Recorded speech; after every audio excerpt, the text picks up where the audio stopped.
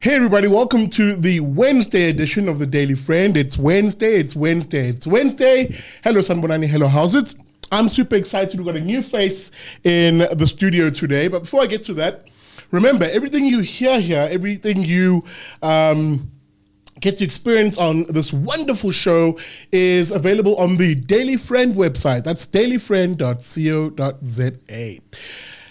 Guys, welcome to the studio. Of course, I forgot to actually introduce the new face. Herman Pretorius is a new face at the IRR. He is now an analyst and let's call it resident writer, soon to be resident writer on the Daily Friend. Herman, of course, you guys have seen before. I think he is in one of our episodes. Herman, welcome to the team. And of course, good old Nick Lorimer, also a writer and analyst here at the IRR. Welcome to the show. Guys, thank you very much. Let's get into it because I think we're going to have a nice chat about, sort of international relations or rather international issues at the moment. Boris Johnson is essentially tipped to be the next Prime Minister of the UK. Let me begin with you, Herman. What's going on there? Talk us through it. What are the implications for Brexit? Well, broadly speaking, so in 2016, they had the Brexit referendum against all odds. The British electorate voted by 52% to leave the European Union. That ended the career of Prime Minister David Cameron, who also unexpectedly won a majority in 2015. And he was succeeded by Theresa May to be Prime Minister. And that happened because Boris Johnson's leadership campaign in 2016 just completely imploded and Theresa May walked away with the spoils. But it is now 2019 and after about I think is almost exactly 3 years of a Theresa May premiership, she has nothing to show for Brexit. And seeing as this whole political change was triggered by Brexit and that she seemed to have failed to at least satisfy her party, the question then arose over the past few months, is new leadership needed in the Conservative Party? And the question came back in the affirmative, and up steps prominent Brexiteer and former Mayor of London, Boris Johnson. Now, hang on. Wasn't Theresa May a Remainer? Yes. How did she end up having the top gig to basically enact Brexit when she herself was a Remainer? How did that happen? Well, that's one of the interesting disasters for the Tory party in the past few years. What happened was during the referendum campaign, Michael Gove and Boris Johnson were the two big beasts of the Big Daddy's Brexit, and they basically were this dream team. Boris had the charisma, Michael Gove had the intellectual smarts, and together they brought about Brexit in perception. And then after David Cameron resigned, there was this wide perception that Michael Gove and Boris Johnson would form a dream team to become the Prime Minister and Minister of Finance, the Prime Minister and the Chancellor of the Exchequer. But unexpectedly, Michael Gove suddenly lost confidence in Boris Johnson's ability to step up to that role and announce his own candidature.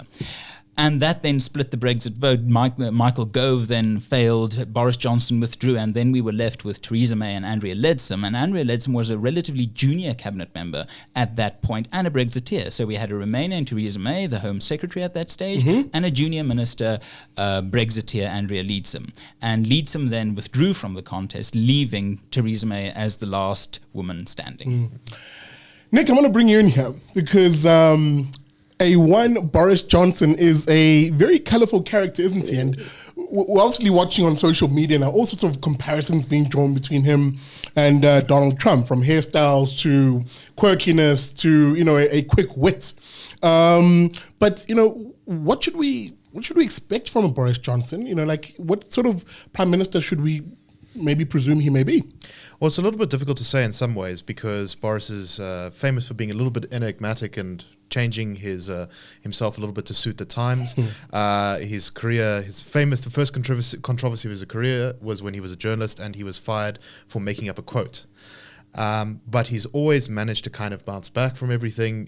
He's an extremely talented politician. If you watch any of his campaign material, you'll see that he can talk to voters and he has a very sort of English way of doing things. So Yes. people compare him to Donald Trump for two reasons. One, that they're lazy and everything has to fit into the Donald Trump box. And two, because, well, apart from them looking quite similar with that mop of blonde hair, they have a sort of unconventional style. They say things that are sometimes not great. Although there's a big difference between the politically incorrect things Donald Trump says and the things that Boris Johnson says. Boris Johnson is very eloquent and witty, and he likes to throw in references to the classics and reference Bible passages and things like that. Whereas Donald Trump just calls people stupid and ugly. And says, And this must be said. This must be said. Boris, and this is something I've sort of been trying to convey to people online. Boris Johnson is not an idiot. He's a very cunning and astute politician, and he knows how to play his opponents off each other, doesn't he? Nick? I think he was quite famous for recently, well, not recently, but when he was mayor of London, he called his opponents supine protoplasmic invertebrate jellies, which is not something you can imagine Donald Trump saying. Donald Trump pronouncing. Yes.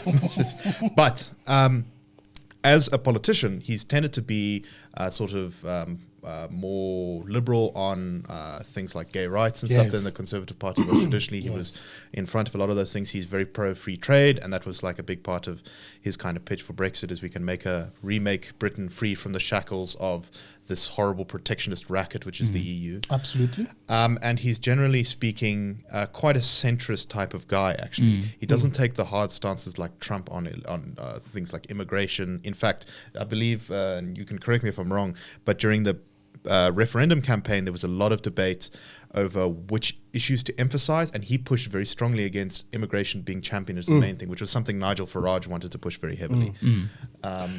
Chaps, what I'm going to do, maybe as we look to wrap the conversation up, let me fire off 3 questions that I asked on my Twitter. And I said, look, firstly, and I must, be quite frank in saying this, look, congratulations to Boris. I mean, he's come a very long way from his sort of douchey beginnings as a sort of, class clown type character to this guy who, a party clearly sees, because he won by quite a big margin also. Yeah, two-thirds.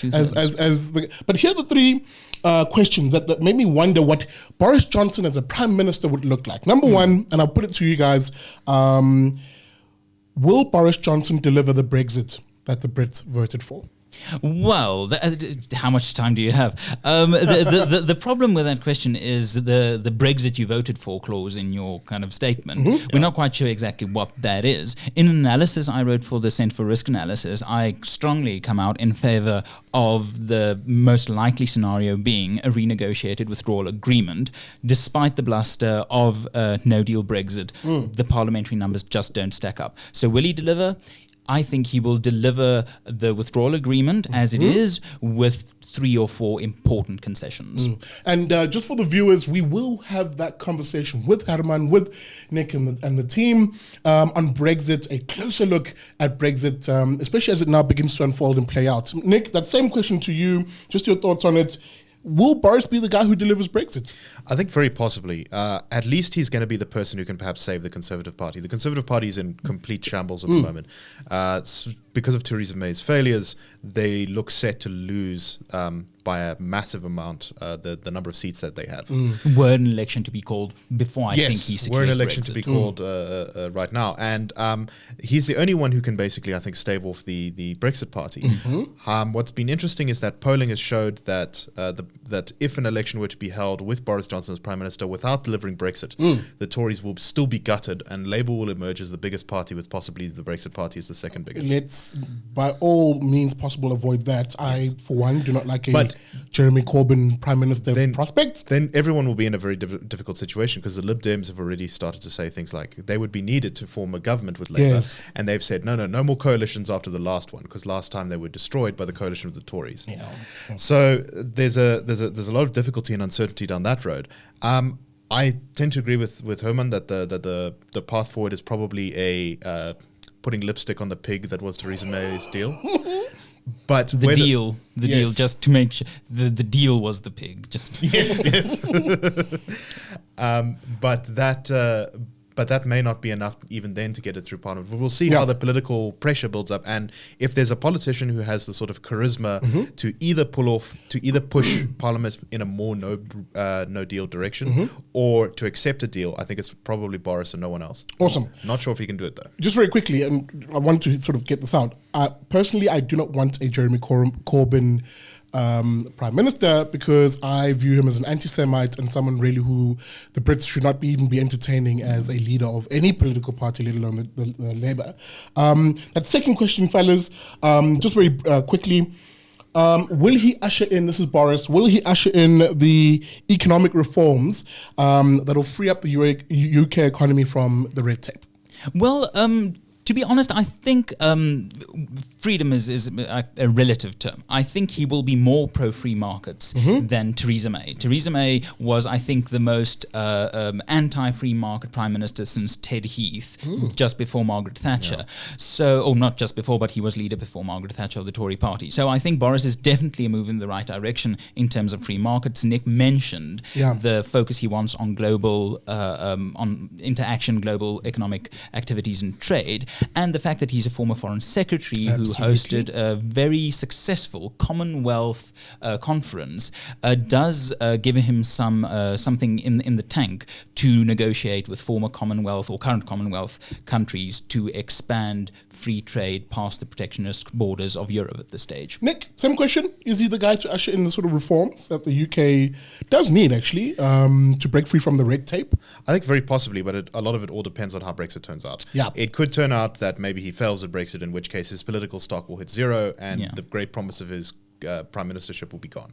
So that would be a disaster. Alternatively, if he manages to pull it off, he might have quite a lot of political capital to play with, in which case they might orient Britain in quite a sort of free market, free trade direction. This is the classical liberal in me being optimistic in this question. A final question, chaps, and maybe final thoughts. Will he be the Liberty candidate, the Liberty Prime Minister, or should we expect another statist populist, essentially? To be honest, I think he's the closest you will be able to get at this stage, realistically. I wanted someone like Dominic Raab to become leader of the Tory party. He's very much Thatcherite in his insistence on free market economics and a classical liberal in the proper sense of the word. Boris also, but I think with a bit more fudge. So yes, I think he will be pro-liberty. As Nick has said, he was pro-gay rights. He is the closest thing the British political class at this stage could come to a pro-liberty prime minister. Nick, final thoughts? Liberty candidate or no? Yeah, I think that's probably what Herman said is probably right. I do think that he will always kind of err a little bit more on the side of safety. What can be safe? He's his time. You can look at his time as a mayor of London to see kind of maybe what he might be like. Yeah.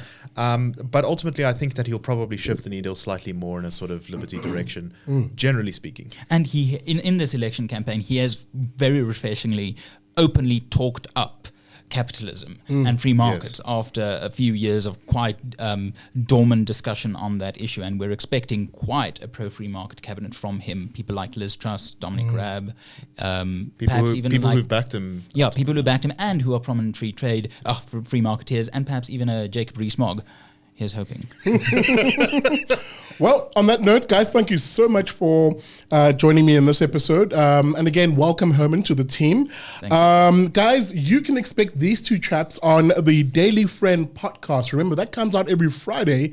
We'll be discussing these and other international issues and a few domestic ones on the podcast. And remember, support us. Please support our work. We are wholly dependent on you guys, both in terms of the readership, and I hope you guys are enjoying the news, analysis, and opinion that we're putting on the Daily Friend website, dailyfriend.co.za, and of course, financially, in terms of those of you who are donating to the IRR, and thank you so much for your contributions.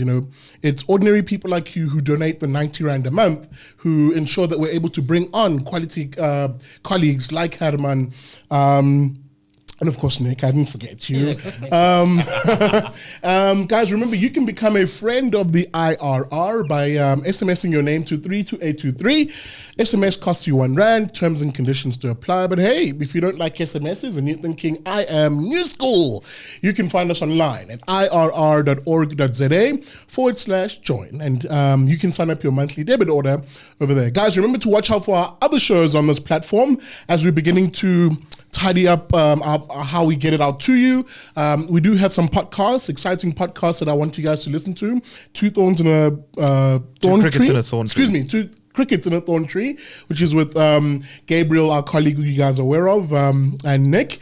And we have the Daily Friend podcast, as I mentioned, and Liberty and Friends, my podcast, and which comes out every Wednesday. Guys, thank you so much for watching. We'll see you on the Friday edition of the Daily Friend.